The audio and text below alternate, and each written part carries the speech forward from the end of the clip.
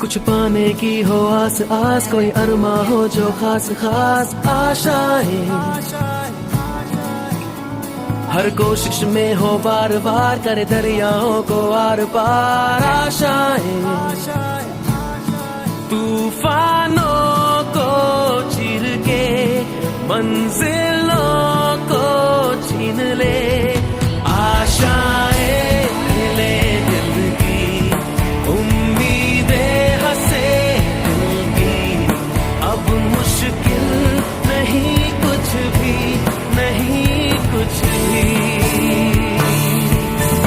आशाएं ले दिल की उम्मीदें हंसे दिल की, अब मुश्किल नहीं कुछ भी, नहीं कुछ भी।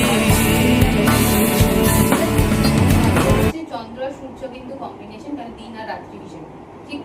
বৃহস্পতি হচ্ছে তারপর, কারণ বৃহস্পতি সব থেকে বড় প্ল্যানেট, ঠিক। 4 নম্বর প্ল্যানেট হচ্ছে রাহু।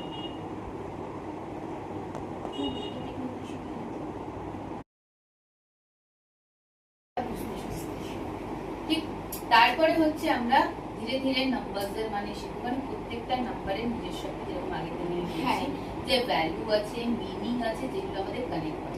এবার সেই নাম্বারস গুলো থেকে আমরা কারো ডেট অফ বার্থের যেরকম মূলাঙ্ক বা ভাগ্যাঙ্ক থেকে যেরকম আমরা মিনিং ক্যালকুলেট করতে পারি, সিমিলারলি আমরা এঞ্জেলস নাম্বারকেও কানেক্ট করি।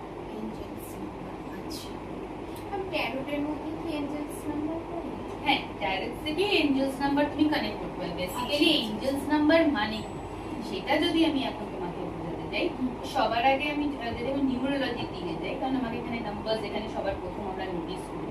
তো সবার প্রথম নাম্বারস কেনই বা নোটিস করি, কেন আমাদের নাম্বারটা কেন ইম্পর্টেন্ট?